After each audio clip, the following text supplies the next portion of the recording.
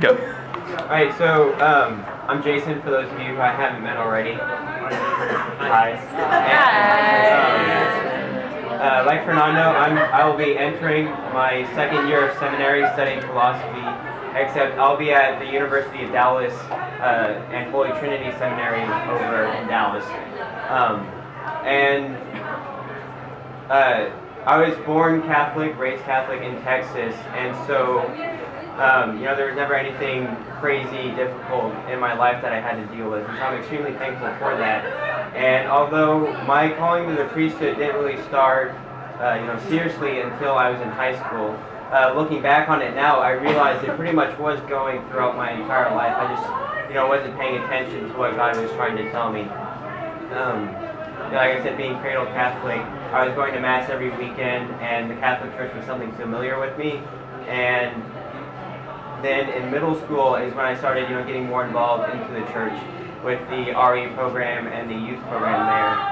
And that's also when I started altar serving, and that was probably one of the biggest helps in my discernment, is because being an altar server, you get to be more familiar with the Mass and also get to know the priests.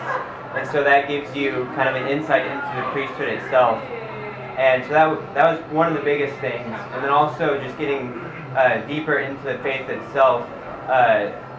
In high school, I started to fall in love with Thomas Aquinas and his writings. I know I talk about him all the time, but that's why he's my patron, and he's a great theologian. Probably better than Bonaventure, although some may disagree, like Joe over there. But so I started to get to know the faith more. And so that, in combination with the Mass, I started to go deeper in love with the Catholic faith.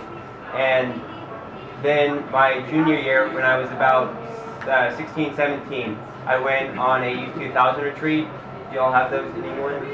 Yeah. Are y'all familiar with those? Okay, so everybody is. All right, and so how it focuses on the Eucharist was, amazing. I really love that about the retreat. And so that, in conjunction with Father Kyle, like he approached Fernando, he also came up and he talked to some of us that were there about the priesthood. And at that point, I wasn't really thinking about the priesthood at all. My original plan was I would either go to a military academy or Texas A&M and be in the Corps of Cadets there, and then enter the Navy, and then that would be my career, and I would find time in there to have a wife and kids. And so that was the plan. That was what I was expecting to do. I essentially had my entire life planned out. Military academy, 4 years, flight school after that, and then whatever the Navy tells me to do. And Father Kyle essentially threw a wrench in that entire plan with this whole priesthood thing.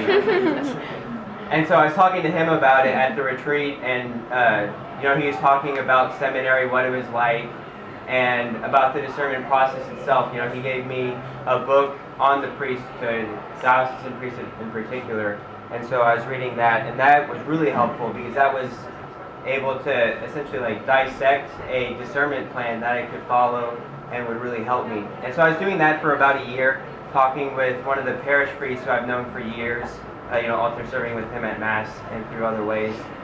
And so with regular meetings with him, I was able to think more about what I wanted to do with my life in conjunction with what God wanted to do, because it's essentially His will that reigns supreme, and ours should conform to His. And so one of the big things was giving up that family and giving up the career plan that I had all thought out. I expected to have a bunch of kids, have a big old Catholic family, and take them to soccer practice and all their other school functions. And so I would really miss that. And so I had to think about what it is that I'm best suited for. What gifts I have that could serve God best, whether it's as a priest leading a parish, or as a parent and husband raising a family. And so that was the big focus of my discernment for that year. And eventually, my senior year of high school, when I was 18, after talking with the new Vocations director who had replaced Father Kyle, Father Isaac, he said to go ahead and apply to seminary. And so I did that in December. And then, like for Fernando, Father Kyle was the one who called me in about April, and it was in the middle of school, And I was in class when I got the first call, and I saw that it was ringing in the middle of class.